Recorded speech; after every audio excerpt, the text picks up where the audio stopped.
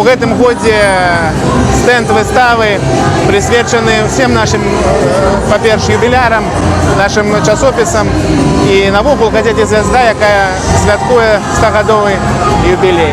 Як звычайна, шмат практычных нейкіх момантаў для прыхільнікаў наших выданняў. Все літаратурныя наши часопісы падрыхтавалі багатую праграму. Таму я запрашаю всех жыхароў и гостей города Минска прийти на стенд «Звезды» и атрымаць асалоду от нашей белорусской периоды. Большое спасибо, что вы пришли, посетили наши 100 СМИ и книжки. Я хочу сказать, что имеет очень тесное сотрудничество между СМИ Китая и Беларусь. Представители СМИ часто посетили Китая и объективно, положительно репортажа Китая. И китайские наши коллеги СМИ, журналисты тоже посетили Беларусь. Тут у нас это СМИ регионов Китая, более 40 журналистов и посетил Беларусь.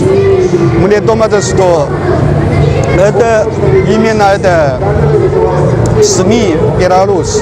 Это хорошая платформа для взаимознакомства, взаимопонимания. Сейчас в Китае простые население имеет большой интерес к Беларуси.